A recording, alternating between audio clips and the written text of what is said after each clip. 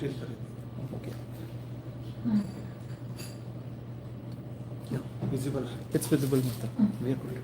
So we'll start. Jai Radha Madhav. बड़ा किए तो वो ये नहीं है, बोलना नहीं लो. Anybody playing with Danga?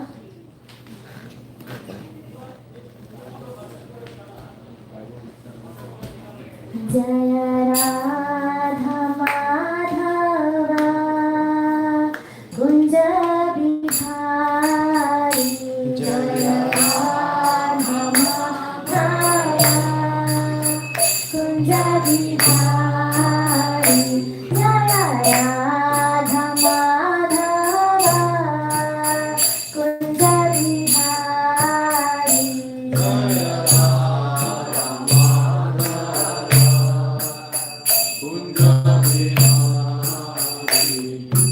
Gopi Jana Vallabha Girivardhari. Gopi Jana Vallabha Girivardhari.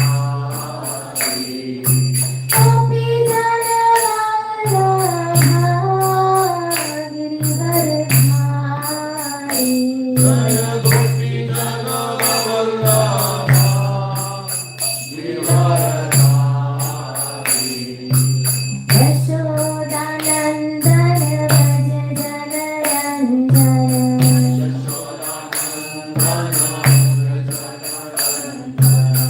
Yashodanandana Vraja Janaranjana.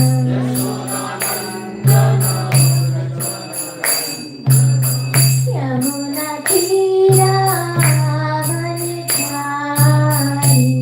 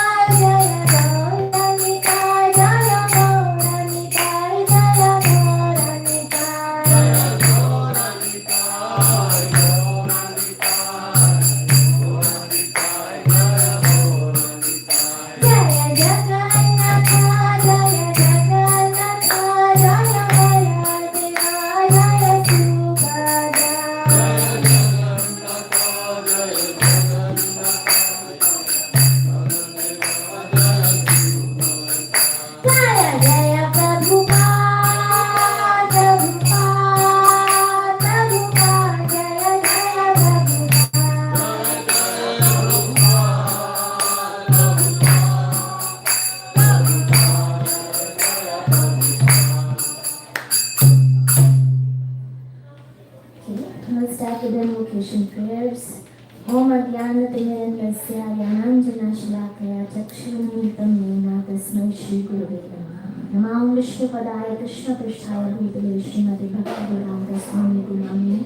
Namaste Saraswati Devi Gaurvani Pracharine Nirvisheshashamala Ashchata Vishakayane. Jai Shri Krishna Chaitanya Prabhu Nityananda Shri Advaita Gadadhar Srivasadi Gaur Bhakta Vrinda.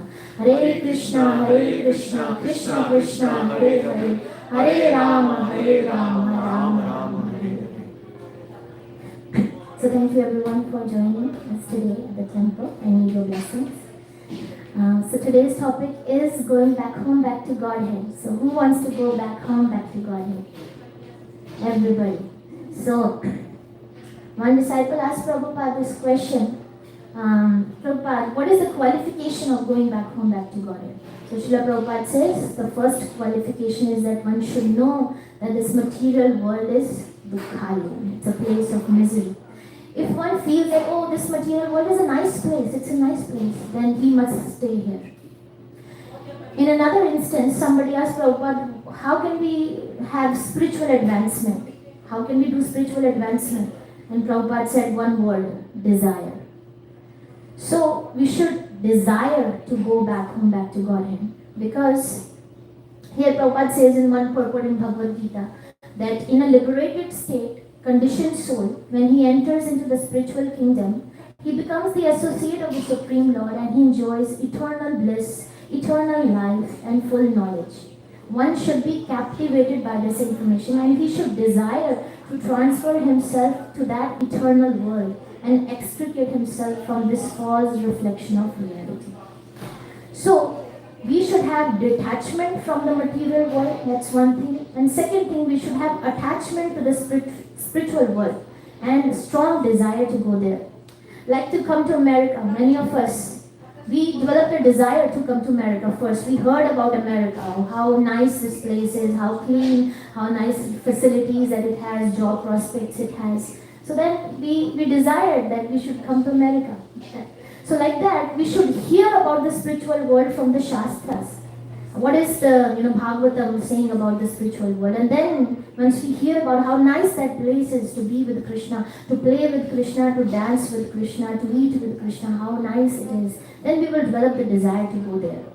Also, to go to the spiritual world, we need, the key to the spiritual world is Krishna Prem.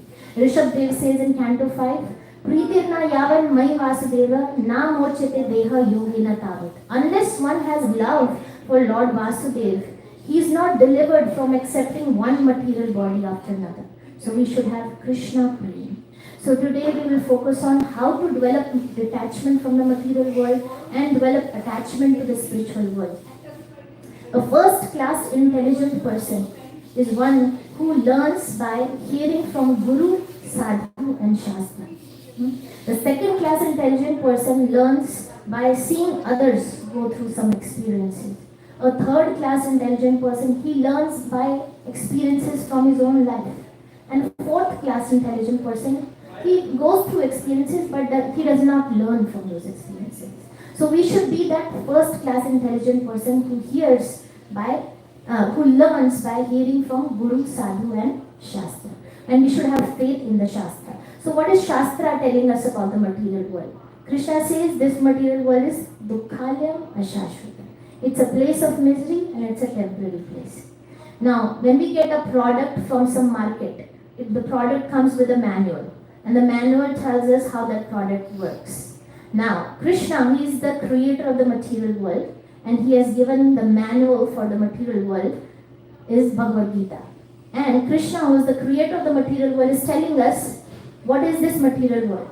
And he says, Dukkhalayam ashashvatam, anityam asukham lokam, janma mrityu jaravadi dukkha doshanu darshan. Again and again he repeats in Bhagavad Gita, oh, this place is a place of misery and there are only distresses of birth, death, old age and disease. So we should have faith in the words of the Shastra. So then Srila Prabhupada says in Bhagavatam, I'm reading from one purport, he says, one should try to understand the distresses of birth, death, old age and disease. There are descriptions in various Vedic literatures of birth. In the Srimad Bhagavatam, the world of the unborn, the child's stay in the womb of the mother, its suffering, etc., are all graphically described. That's in Canto 3. How the child in the womb of the mother is facing so much distress. It's in so small of a space, it's cramped up, and it's a dark place. Worms are biting him. He's being burnt by the gastric fire of the mother. And the child is feeling so much pain that it remembers its past 100 births. And he prays to Lord that please let me come out of this place. I promise you that I will never enter another mother's womb again. Like that. So all of that is described in Bhagavatam. Then Prabhupada says that because we forget how much distress we have suffered in the womb of the mother, we do not make any solution to the repetition of birth and death. So all the miseries that we have gone through in our previous lives, and even in this life at the time of womb, we don't remember any of that. So that's why we don't make any solution to this problem of repeated birth and death. Similarly, Prabhupada is saying at the time of death, we go through all kinds of sufferings. We have heard that the death at the time of death, so much pain, like 40,000 scorpions biting at the same time. So much distress is there. So then Prabhupada says, as far as disease and old age is concerned, everybody gets a practical experience. We all have had some illnesses and disease where we had pain in our body. We go through that pain, but then we forget how painful it was to be in that situation. No one wants to be diseased, no one wants to become old, but there is no avoiding this. So this is the main line here. Unless we have a pessimistic view of this material life, considering the distresses of birth, death, old age and disease, there is no impetus for making advancement in spiritual life. So unless we have a negative, pessimistic view of material life, that there is no enjoyment here, it's a place of distress. Yes, I understand that. Then we can make progress in spiritual life. And Prabhupada had this conviction. So he said in one of the room conversation, he says, I have gone through a variety of stages of life. So I've got full experience of this material world. I don't want it. That determination is there. Society, family, love, friendship, all these are nonsense. Everything out. I have tasted all of that. I'm no more interested in this material world. So we can see Prabhupada had this conviction. And so hearing from Prabhupada, we should also have this conviction. So today we will talk about few analogies that Prabhupada uses in his books and lectures that we can use to remember about the material world. So that when material desires for enjoyment come to our mind, then we can contemplate on these analogies. We can build our spiritual intelligence by hearing about them from the Shastras, Shravanam, Mananam and Nididhyasana. So when we hear from the Shastras, we should do Mananam, means we should contemplate and we should reflect on it. And Nididhyasana, how would I apply this information in my life? Then Bhagavad Gita says, Evam buddhe param buddhva samsthebhyo atmana atmana jahi shatru mahabaho kam rupa darasanam. Knowing oneself to be not this body, not this mind, not this intelligence, one should build spiritual intelligence and steady the mind with the spiritual intelligence. And then with spiritual strength, one should be able to conquer the insatiable enemy called lust. So lust is our greatest enemy. It is the binding force that is keeping us in the material world. And what is this lust? Any desire to enjoy separately from Krishna is lust. And Prabhupada says if we conquer this enemy lust, then we are 50% liberated. So we'll start with the analogies. So the first analogy about the material world is that this material world is like a prison. So we are all in a prison. No one can be happy in prison life, right? Now some are in materially nice situations, so they are in a first class prison cell. Some are not so nice of a material situation. They are poor, they have health issues, legal issues, financial issues, so many problems are there. So they are in kind of like a third class prison cell. So some prisoner who has done a small crime is put in a prison which allows them some freedom and nicer facilities as compared to other prisons. Some prisoners who have done a massive crime, they're put into a dark, dingy prison cell, secluded from the rest, right? So we all have done a crime. And what is the crime that we have done? We have turned away from Krishna. Krishna bhulya ji bhoga vancha kare pashate maya tare japatiya dare. We turned away from Krishna. We wanted to enjoy separately from Krishna, and then Maya captured us. And choosing to come to this material world, we then fall under the clutches of Maya, which is the laws of material nature. We are forced to act under the laws of karma. And laws of karma are very intricate. Material nature is very harsh. Any deviation, any breaking of the rules that we do, it punishes us with bad. It punishes us. There are 13 witnesses to our action. We are being watched at all the times. Bhagavatam says there are 13 witnesses to our action, like the sun, moon, sky, air, evening, day, night, direction, super soul, like that. There are 13 witnesses. So there's like a CCTV camera on us all the time. That is, noting down what we are doing. And so this karma is very intricate. So based on this karma, we are bound by either gold chain, silver chain, or iron chain. So, but the problem about this prison is that nobody wants to escape from this prison. We want to build a beautiful house in this prison. We want to, have a nice job in this prison and go for movies in this prison, play sports in this prison. So, such a brilliant prison house that Durga Devi has constructed, that she has made a prison that no locks are needed in this prison. No security system is needed. Why? Because the prisoner, he loves to be in the prison. In the prison, we are bound by shackles and we are given a prison dress. So when a prisoner goes to the prison, he's bound by shackles and he's given a new prison dress. What are these shackles? The shackles of the three modes of material nature. We become like a puppet in the hands of the modes of material nature. We are bound by the shackles of our narthas, lust, anger, greed, pride, illusion, envy. And this material world is called Maithuna Agar, it's shackles of sex life. So we are shackled. And then we are given a prison dress. What is it? There are 8.4 million different types of dresses that we can get in this prison. Because there are 8.4 million different types of species that we can have. And once we get into a body, certain species, then Bhagavatam says we find satisfaction in that species. So like if we get into a pig body, Prabhupada says, then you will behave like a pig. The pig does not like halwa, it likes to eat stool. And once, Indra became a pig because of a curse. And once his curse was, time was over, Brahma came and told Indra that your time of the curse is over, you come back and you take the position of Indra in heavenly planets. But Indra said, no, I am very happy in this pig body. See, I have my piglets, I have my pig wife, and somebody has passed stool, fresh stool, I want to eat that. So this is known as Avaranatmika Shakti of Maya. Whatever species or whatever material condition we are placed in, we find happiness and satisfaction in that position. Also, Chaitanya Charitamrita gives example how a prisoner is punished. In old times, the prisoner was punished by putting his head into water, and when he was not able to breathe, he was just about to die. For a moment, his head was pulled out of the water, and he was able to breathe.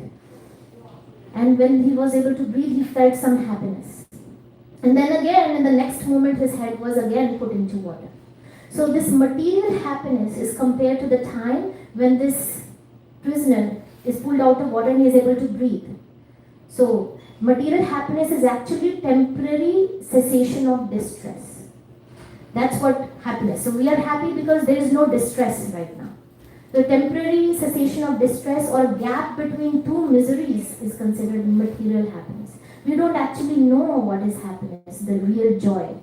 That only somebody knows if he has tasted the joy of bhakti. That's real happiness. The rest, material happiness is just a temporary, brief moment when we are not facing any distress. So, we should think that, we should have a healthy fear of material nature, healthy fear of material existence. So many people are in so many difficult situations in life. You see outside on the streets, there are people who are begging. There are hospitals who are filled with different types of patients who have different diseases, right? Very critical diseases like cancer. And some have financial problems, legal problems, so many problems are there. So we should think that, this person is in that position. And we should be empathetic with that person, but in our hearts, we should think that I don't want to be in that situation. Right? We may have been in that situation in our past life, or in this life we could be in that situation, or in the future life we could be in a similar situation. Some karma of that jiva has led him to that situation. And we also can go into that situation. So we should have fear of material existence to get into such a situation. So like in Canto 10, Prabhupada says, when Devaki was afraid of Kansa, her Sadgarbhas were destroyed. What does that mean? Analogy Prabhupada explains, Devaki represents devotee and Kansa represents material existence. And Sadgarbhas are the 6 anarthas in us. Lust, anger, greed, pride, illusion, envy. So when the devotee is fearful of material existence, then the anarthas within the devotee are destroyed. And these anarthas, which lead to uncontrolled senses, our senses want to enjoy uncontrollably, and these anarthas can lead us to any of the hellish conditions. That's why Prahlad Maharaj in this verse is saying, Matarna Krishna Parata Svatova, Mitho Abhipatyate Graha Vrata, Namadanta Gobir Vishatam Tamishram, Puna Puna Charvita Charvananam. So if somebody has uncontrolled senses, who are addicted to material life and they have uncontrolled senses, they can make progress towards hellish conditions, tamishra. So, we should understand that how it is important to control our senses and destroy these anarthas by being fearful of material existence. Okay, so we'll do the next analogy here. The next analogy is this person fallen in the well. This is our position in the material world. We are in a very dangerous situation like this person. He's hanging from the branch of a tree that is being eaten by black and white rats. You can see the rats there. And then there are snakes in the well. And then there's an elephant who's trying to uproot the tree. There's also a tiger who's nearby, which is not shown in this picture. And then this person is being bitten by the bees. There's a honey bee hive up. You can see, and then the bees are biting the man. There is the Lord who is extending his hands to help this man, but this man is so busy licking the honey drops that are falling from the beehive that he doesn't accept the help from God. So ultimately this man will be devoured by either the tiger or the elephant or the snakes. So this analogy means that this white and black rats, they represent day and night. With the passing of day and night, we are getting one day closer to death. As these rats are chewing onto the branch is becoming loose and one day will fall. So the number of breaths that we have, the number of breaths for our lifetime, number of heartbeats for our lifetime, it's all fixed. So every breath we are taking, we are one breath closer to death. So with the passing of day and night, we are getting closer to death. Snake represents death. Elephant and tiger here represents major disasters in life, like maybe a car accident or a diagnosis of a health disease, like that. And bees biting the man represents daily kind of family conflicts, relationship conflicts, conflicts at the office.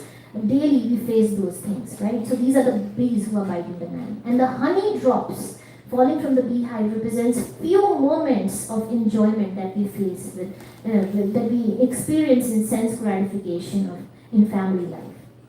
So we are like this man, we are in a very dangerous situation, but we are not seeking any help. So Bilva Mangal Thakur here, he understands that we need to understand first that we are in this situation, and then we need to ask for help, as Bilva Mangal Thakur is saying.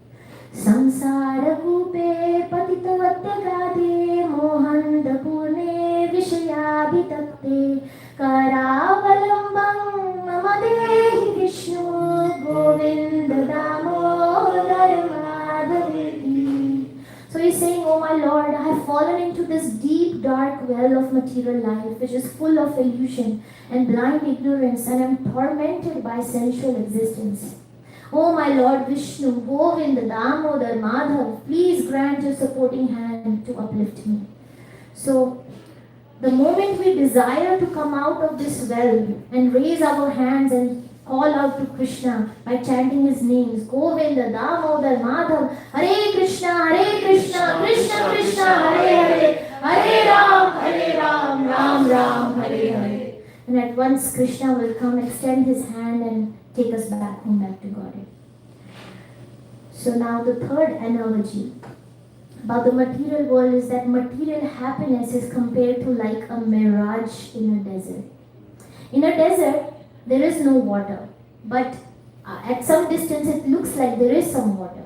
So foolish animals, they become entrapped with this illusion and they run after the mirage, right? And they keep on running because as they move closer to the mirage moves further away, right? So in the same way, there is no happiness in this, there is no joy in this material world, but we think that, oh, if I get that, then I'll be happy. Then let's say we get that, then another desire comes to our mind. No, if I get that, then I'll be happy. Then so many desires keep on coming to our mind and we keep on running. But we don't find any real happiness because there isn't any real happiness. There isn't any water in the mirage. So Prahlad Maharaj says here in Bhagavatam, Kutra Shisha Shruti Shukha Miktashni Rupa Kvedam Kalevram Ashesh Rujam Viroha Nirvidyate Natu Janu Yadapati Vidvan Kamanalam Madhulave Shamyan Durapahi. In this material world, every living entity is looking for some future happiness, which is exactly like a mirage in a desert. Where is there water in the desert? And where is there happiness in the material world? As far as this body is concerned, it's merely a source of various diseases. This body can give us only a little enjoyment, but it can give us a lot of distress. Prabhupada says even a little finger of ours, the bone breaks or something, it gets hurt, it can give us so much pain, but it can give only very little enjoyment. So body is just a source of various diseases. So many people, they aspire for temporary happiness. Happiness is very difficult to obtain, but because they are not able to control their senses, they run after this so-called material happiness, but they never reach to the right conclusion. Also, material happiness is compared to like a drop of water in a desert. So if you are very thirsty and you are in a desert, and if somebody gives you a drop of water, would you be satisfied? No, actually your thirst will increase more. So like that, material happiness, it gives a drop. And so many examples are there in Bhagavatam where somebody tried to enjoy. So that's why we should read Shastra, because somebody has done all of that we are trying to do in this material world, and they have reached the right conclusion.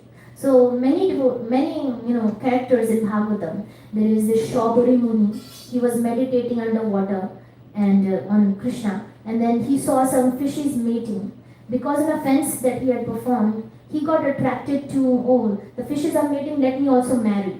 So he went out and he married 50 daughters of King Mandhata. And he enjoyed with those 50 daughters, and he had palaces for each one of them. But many years he enjoyed, but then he said, what am I doing? I'm not getting any happiness in this family life. I was very well off in meditating on Krishna. I was feeling so much joy. What have I done? I have become so fallen. Shaubari Muni's example is there. Pingala, the prostitute in Canto 11. Puru Rava trying to enjoy with Urvashi. And Yayati Maharaj. So Yayati Maharaj, the story is mentioned in Canto 9. Yayati was married to Devyani, who was the daughter of King Shukracharya. And Yayati, he was so lusty that he wanted to enjoy more women. So he had a relationship outside of his marriage, and he developed a relationship with Sarvishta. And then Devyani, his wife, found out about it, and when she went to her father, Shukracharya, and Shukracharya cursed Yayati to become old. And Yayati said, I want to enjoy still with your daughter. I still wanted to continue to enjoy with your daughter. So he said, okay, you can exchange your old age with someone else. So Yayati, he exchanged his old age with his son, very youngest son, Puru. And then, so he got to enjoy with Devyani for many years, but then finally, he's saying in his realization here, he became frustrated with that enjoyment. So we can see Yayati's words. If somebody wants to read these words, anybody wants to read? Yeah, I can. Yeah, sure.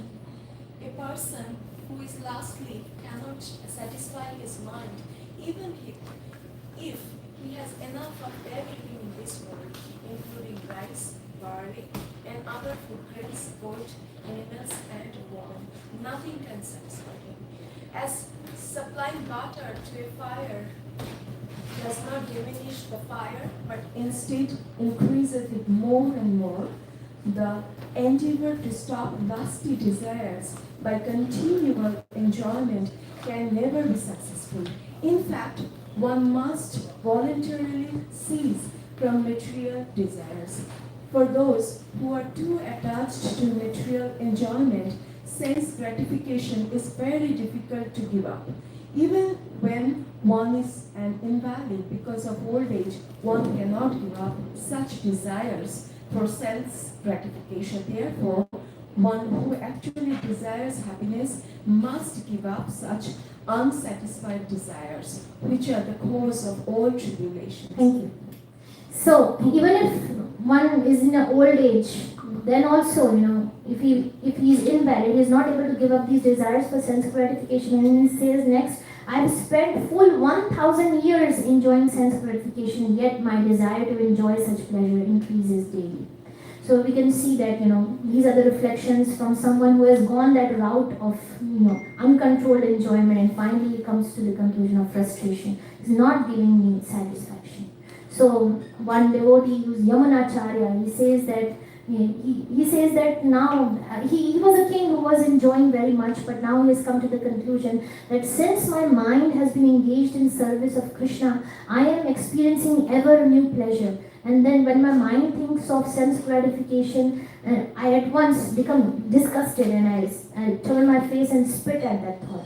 So this person is experiencing so much of a higher taste in bhakti that all the other pleasures of this world has become insignificant, tuchha. Because spiritual happiness, so we said material happiness is like a drop of water in a desert. Spiritual happiness is like an ocean of water. Anandam buddhi vardhanam. It's an ocean of water. So like somebody who has $1 billion in the bank account, he will not look for saving 1 cent here and there or going here and there to make a few cents. He will not do that. He has $1 billion. Somebody who's getting that joy in bhakti, he's not looking for these insignificant pleasures of material world. Okay, so the next analogy is goat munching on a grass. So the goats who are on the way to slaughterhouse, they are kept pacified by putting fresh green grass in front of them. And they're so busy eating that grass that they don't see that the goat in front of them is getting their heads cut. So like that, the nice material situation that Krishna places in front of us is like Maya's distraction. For spiritual advancement, we should keep death in front of us. I'm going to die. Like Prabhupada says, we should chant in such a way that death is at my doorstep. Let me finish my chanting. Death is coming. So whatever facilities that Krishna has given us, we should think, that devotee should think that, let me use this comfortable situation that Krishna has given me to prepare for my death.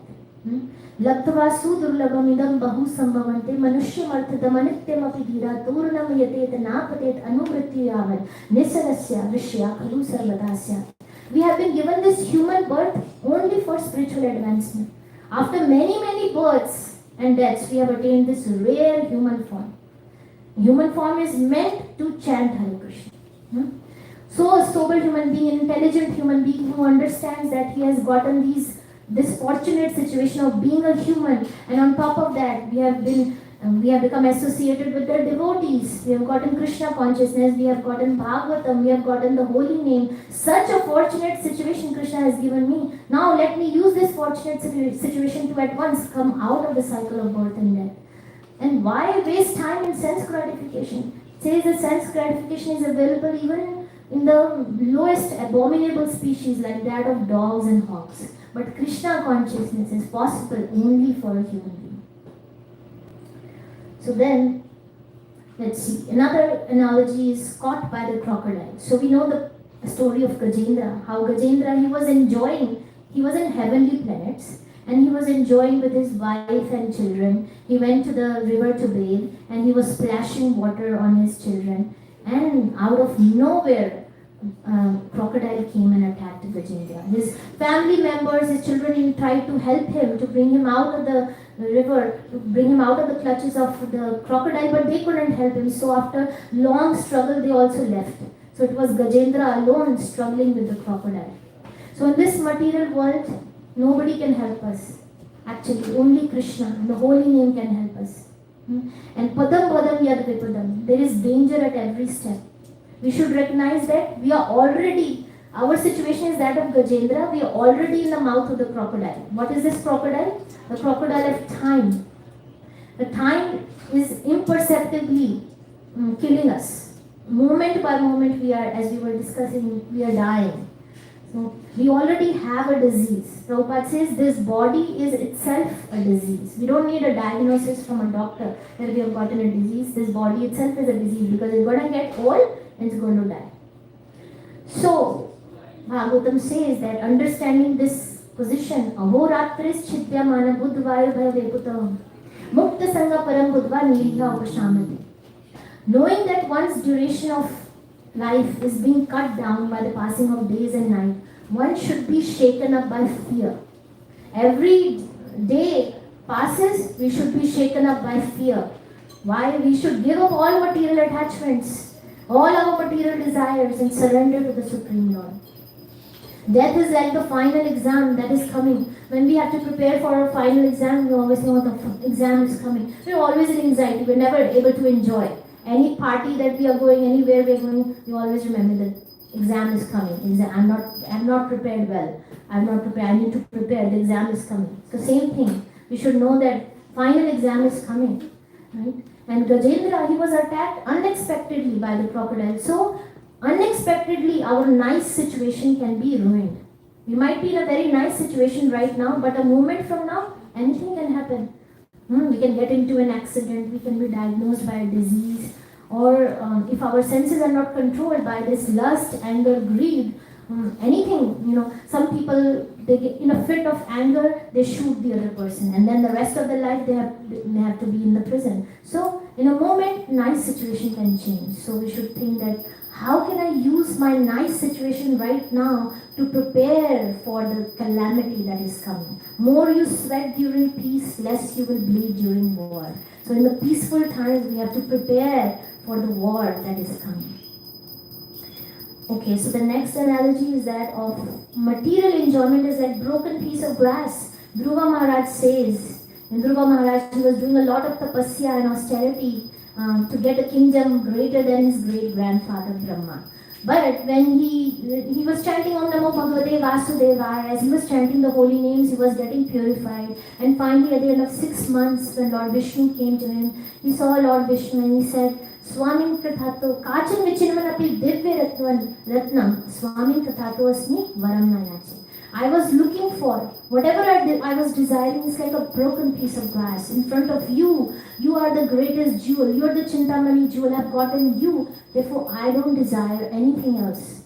So this analogy that Dhruva Maharaj uses, broken piece of glass. So actually, from far away, the broken piece of glass and diamond would look alike. They all would sparkle similarly. But when we come closer and we pick up the broken piece of glass, what happens? It's so sharp, our fingers will be hurt and blood will come out. The same thing with material enjoyment. Any happiness that we get in material enjoyment, it's a womb for a future misery. It's like two sides of the coin. To get happiness, one side is happiness, the other side is distress. Both will come together, right? In a material situation, the happiness and distress. Ye hi samspasha chokoka dukha yone evate. Adi antamanta konte na teshu ramate pura. And Bhagavad Gita, Krishna says that those who are intelligent, they are not interested in temporary material happiness, which is due to the contact of senses with the sense objects. Such pleasures, they have beginning and end. They are temporary. And so wise men, they do not delight in such pleasures. All material happiness is a womb of future misery. So, if we want unalloyed happiness, if we just want happiness, we don't want distress, then that's spiritual happiness, and that comes in the spiritual world, or devotee who's practicing pure devotional service in the material world. He gets that pure unalloyed happiness. There's no distress. Then another analogy Prabhupada mentions is that of a material world is like a dream. We are dreaming in this material world now. Sometimes in the dream, we have a nice dream. We are like a king and we are enjoying so much. We are a wealthy man. Sometimes we see, we are beggar. We have lost everything and we are crying. Sometimes we see, we have a nice, beautiful house. And my house caught on fire. I have a very nice, beautiful family. Somebody in my family died. Like that. Sometimes we are happy, smiling, and sometimes we are crying, all in a dream. And then when somebody wakes up from the dream, he says, thank God it was just a dream, right? Sometimes you feel that. When you have a bad dream, We would wake up and we say, oh, thank God, it was just a dream, right? So we have to come out of this dream. This dream is, we think that we are this body, and everything that happens in our life, we think it's real. But the thing is that we are not this body, we are spirit soul. We have had multiple lives, right? In each life we had a family, we had a house, and so many material situations. And when we come out of this material body, then we go into another material situation. And past is forgotten, just like how dream is forgotten. Whatever situations have happened in our past life, it's all forgotten. Just like how the dream goes away. It's very, those things, anything that happens in our life is very transient, very short. All disappears like a dream. So, Chaitanya Mahaprabhu has come to tell us that Jiva Jago, Jeev Jago, awaken, you sleeping souls, you are sleeping in the lap of which called Maya. You have forgotten devotional service. I have come to, I am your friend without, I have descended just to save you. Other than myself, you have no friend. And I have brought the medicine to wake you up from this dream. And the medicine is the Hare Krishna mantra. This Hare Krishna mantra will wake us up from the dream of material life that we have. And there are so many other analogies. We'll just go quickly. We are fish out of water. Just like how you pull out a fish from water and you can give the fish anything. Nice things to eat, nice bed to lay on, nice beautiful house. The fish will say, I don't want this. I just want to get it back into water, right? So in the same way, the fish is the animal of water. We belong to the spiritual world. We are spirit souls. Anything we give to this body will not satisfy us. Just like how fish is not satisfied with anything on this, wants to get into water, we are also not satisfied unless we practice devotional service or we go back home, back to Godhead. And then this material world is an inverted reflection of the spiritual world. If there is a mango on the tree, you can enjoy that mango. But if you see the reflection of the mango in the water, can you enjoy that reflection of mango in the water? No, so this material world is a reflection of the spiritual world. Anything of this material world you cannot really enjoy. It's all false.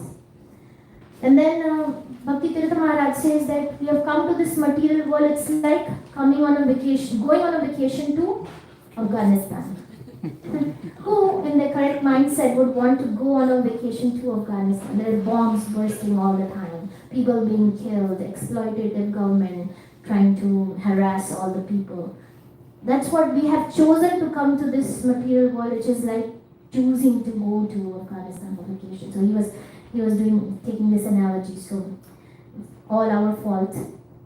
So then Prabhupada says in one purport, all the living entities of this material world, they are shedding tears of intense grief, and there is a great ocean of tears that has been formed because of so much distress in the material world. But for a devotee, this material world is Vishram Purna Sukhayati. This entire world appears very joyful for the devotee. Because the devotional service bhakti is sukham kartum abhilan. It's a very joyful process. Because the devotee is Krishna Bhakta Nishkam Ataiva Shanta Bhukti Mukti Siddhi Kami Sakali Ashanta. Because the devotee does not desire anything for himself. Only he desires is, I want to serve Radha and Krishna. He is Nishkam. And that's why he is very peaceful, Shanta. Others, Bhukti, Mukti and Siddhi Kami. Those who are after material enjoyment, those who are after liberation, Mukti, or those who are after Siddhi, mystic powers. They always desire something or the other. They are very Ashanta, not peaceful. Right? So devotees are very joyful and enthusiastic because they have understood that they have gotten this rare opportunity. They were not qualified to get it, but because of Srila Prabhupada's mercy, they have gotten this Krishna consciousness movement, they have gotten the holy name, they have gotten the rare human birth, and more rare than the human birth is the association of devotees. They have gotten all of that. It's a big jackpot that they have gotten. Now let me use this to, at once come out of the cycle of birth and death. I am so blessed. Many devotees are around me. I can chant the holy name. So when they chant the holy name, they think they are very grateful. They chant like, I want to chant. I love to chant and I get to chant. I'm so fortunate that I get to chant the holy name. After many births, I've gotten this opportunity to chant the holy name. So like that, devotee is very enthusiastic in all the devotional service that he is performing. Oh wow, I get to do this after so many lifetimes. Finally, I can dance in front of Radha Natbar and I can hear the holy name. Some people don't have ears, they cannot hear the holy name. So I'm so fortunate like that, they feel that. So then, we should be pessimistic about the material world, and at the same time we should be attracted to the spiritual world. There's a nice bhajan. Narottam Das Thakur is giving us a glimpse of the spiritual world. Vrindavana ramya sthana devya chintamani dhama ratana mandira manohara avita kalindi hire raj hansa mili kare tahe shobhe kanaka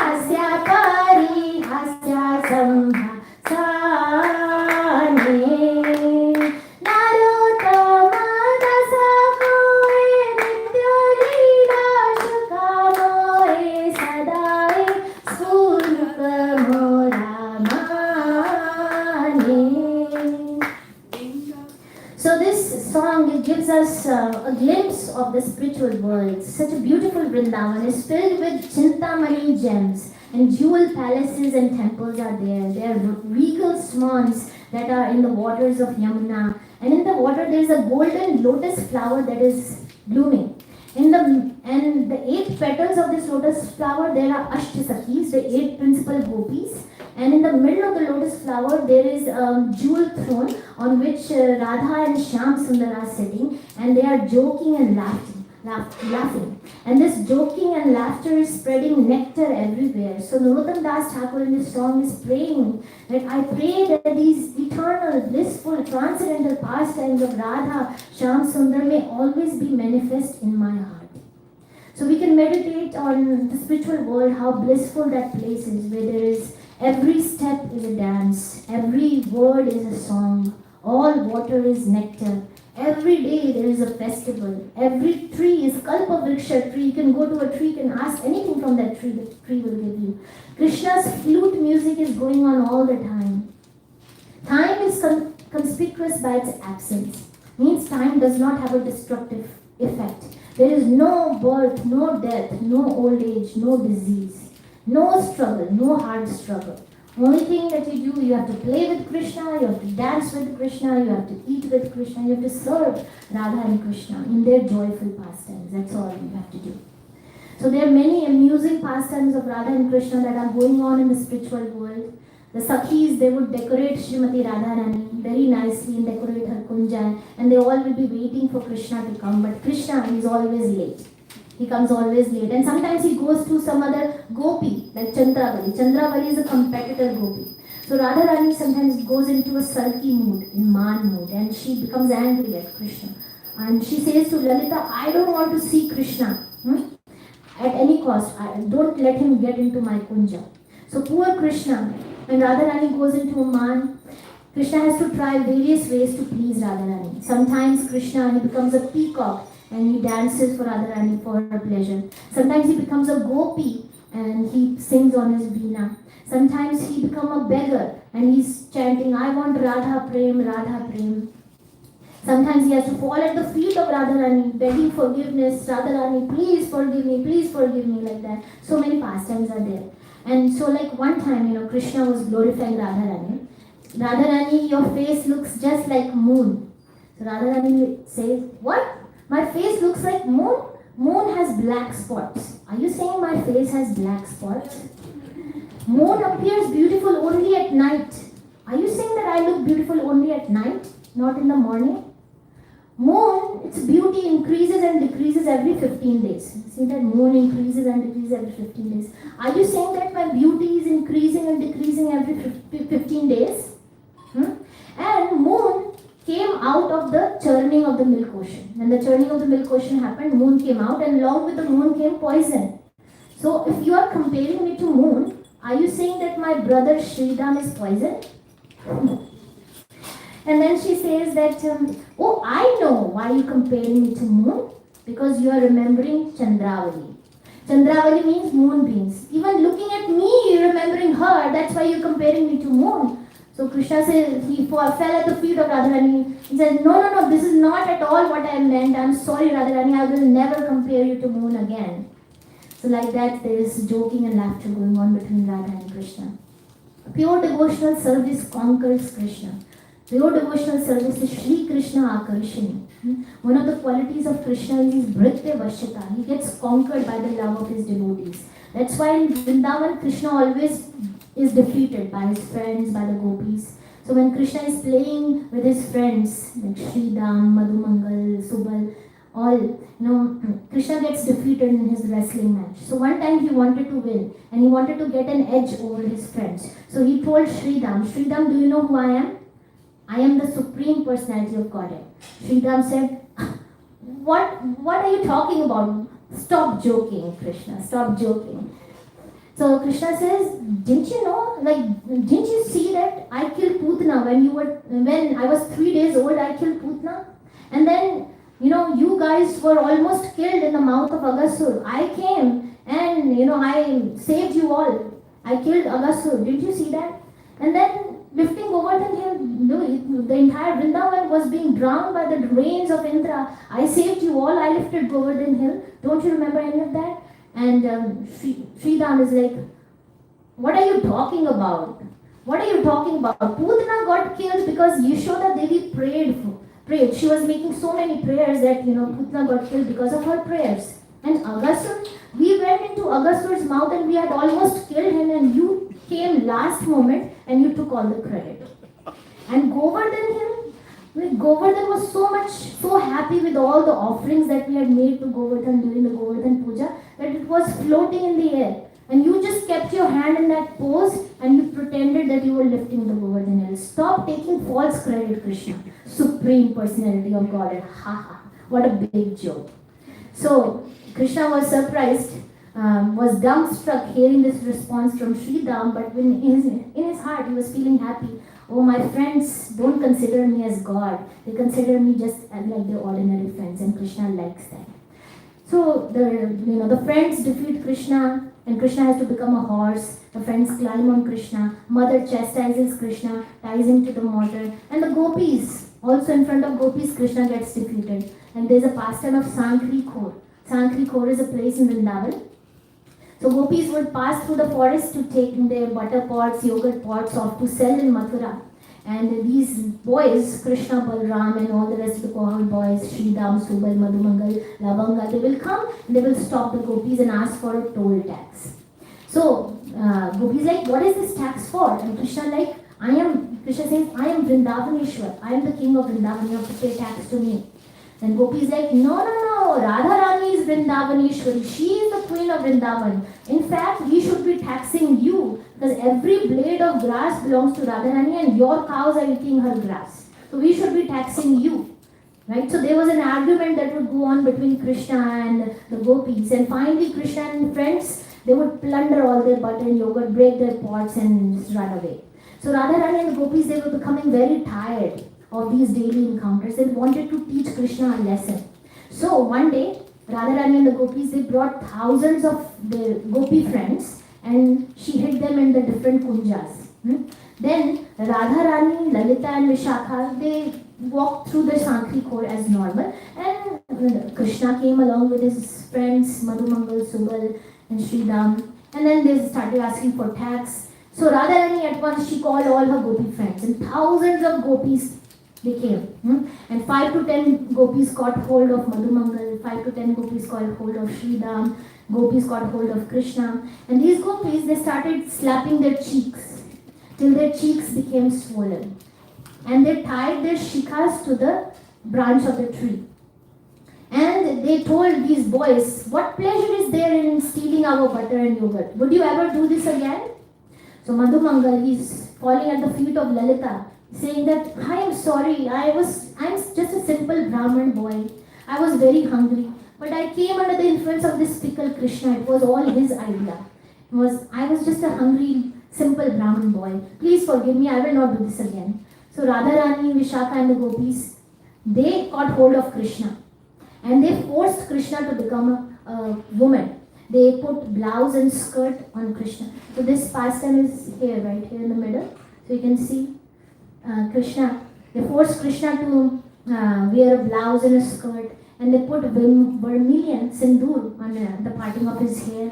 And they put earrings on him, bangles on him, anklets on him. They put a veil on him and they put a butter pot on him, and they started making fun of Krishna and asking for toll tax. Like how Krishna would ask them, they are doing tit for tat. Now they are asking Krishna for a toll tax. And they start making fun of Krishna. And then Lalita Sati, she goes up to the top of a mountain and she throws a stone on the pot on Krishna's head, and that pot breaks and Krishna becomes drenched with butter and yogurt, and Krishna was feeling so embarrassed. And then these gopis are saying, would you ever demand tax from us ever again? And hold your ears and vow, from today I will not tax gopis butter ever again. So Krishna, he asks for forgiveness. He says, yes, from today I will not tax gopis butter again.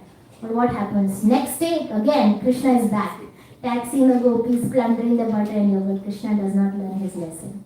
So we can see how Krishna is defeated by the love of his devotees. Krishna is always thinking of these gopis, and these gopis are always thinking of Krishna. So wherever the gopis go, Krishna follows there. There is another pastime, a boat pastime. We don't have time for that. So Radharani and gopis are looking to cross the Manasi Ganga to go on the other side to Mathura to sell their goods, but then they're looking for boat and boatman, and then Krishna disguises himself as a boatman and he does all the fun activities in there. So these are the pastimes of joy and laughter that is going on in the spiritual world. We pray to Tulsi Maharani every single day in the morning. Morai abhilasha vilas kunje diyo vasnayane hiribo sada jugal ruparashi. O Tulsi Maharani, I desire that you grant me residence in Shri Vrindavan Dham, and so that I can see within my eyes, I can behold the pastimes of Radha and Krishna. So these pastimes, beautiful pastimes of Radha and Krishna, will be revealed to us when we chant the Hare Krishna mantra with a service attitude. Hare Krishna mantra is a prayer to Radha and Krishna. Oh Radha and Krishna, please engage me in your service. I just want to serve you. I don't want anything in return. With that service attitude, unconditional service attitude, what happens? From Naam comes Roop, Guna and Leela. From holy name would be revealed the beautiful forms of Radha and Krishna, their beautiful qualities and their charming pastimes will be revealed to us in our heart. Then Narottam Das Thakur in his song, he prays to Nityananda Prabhu. Aur ka benita chale karuna hoi me samsara bashana mora kabe tu chahabe vishaya chadiya kabe shuddh hobe mana kabe hum hera go Shri Vrindavana. He is praying that when will I get the mercy of Shri Nityananda Prabhu? By his mercy, all the desires for material enjoyment will become very tuchh, very insignificant. And when my mind is freed from all material desires and material anxieties, then I will be able to see Vrindavan Dham properly, will be able to understand the conjugal pastimes of Radha and Krishna. So in the spiritual world, Radha and Krishna are the hero and heroine. They are the center. Everybody is engaged in serving them to support them in their pastimes. But in the material world, we want to be the hero and heroine. We want everybody to surround us, to serve us. So that is the difference between lust and love. Love, Atma Indra Priti Vancha Tare Balikam, Krishna Indra Priti Cha Dare Prem Naam. Prem is when we want to serve Radha and Krishna's, give enjoyment to their senses. Lust is when we want to give enjoyment to our senses. So when we chant Hare Krishna mantra, we can pray that, O Radha and Krishna, please appear in our hearts and destroy this insatiable, this enemy called lust, which is separating me from you. When we hear the pastimes of Radha and Krishna, Bhagavatam says that the lust in our hearts are destroyed. We can conquer lust. There is one verse like that. So as we chant Hare Krishna mantra, we should meditate. Radha Krishna, please clean my heart of all the anarthas, lust, anger, greed, pride, illusion, envy. Make my heart beautiful Vrindavan forest. And I will place, like Narottam Das Thakur says in his song, Radha Krishna Pranamura Jugala Kishore, I will place a golden throne in my heart. Please come and sit on that throne. I will offer you sandalwood paste, flower garlands, and wash your lotus feet, and offer you chamara whisk. Please accept them. Please accept me. I am your kinkari. I am your servant. Please accept me. That's a simple prayer that we need to chant that we need to meditate on while we are chanting Hare Krishna. Then with that, we will get material detachment from the material world, and we will get attachment to the spiritual world, and then we can go back home, back to Godhead. I have this one slide where this person is chanting the holy name and he's meditating on serving Radha and Krishna. This person is meditating on serving Radha Rani, massaging the feet of Radha Rani, or offering Radha different things, right? Offering them flower garlands, washing their lotus feet, fanning Krishna. All this we can meditate on while we are chanting the Hare Krishna mantra. So the path that Srila Prabhupada has given us through this Krishna consciousness movement, we can go back home, back to Godhead in this very lifetime. We have all the scriptures, we have the holy name, we have the association of devotees, we have so many services in the temple. In one lifetime we can go back home, back to Godhead. Otherwise, we can delay the process, and after many, many lifetimes, we can go back home, back to Godhead. Ultimately, everybody has to go back home, back to Godhead. But intelligence is, why not this lifetime? Why delay the process? Why not this lifetime? I have been placed in such a fortunate position this lifetime. Let me use that jackpot. And in this lifetime, in this very lifetime, like Srila Prabhupada told Bhakti Chari Maharaj, give this one life to Krishna. So we should remember that and give this one life to Krishna and go back home, back to Godhead in this very lifetime. So I'll stop here. Thank you, everyone. Hare Krishna. Jai Srila Prabhupada. Anybody has any questions, comments?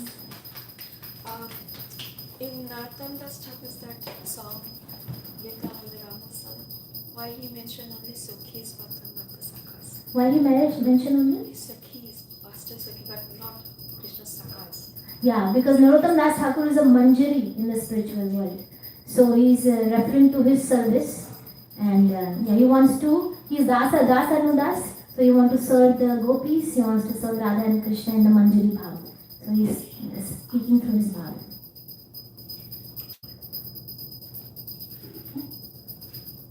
Thank you, everyone. Okay, Hare Krishna. Hare Krishna.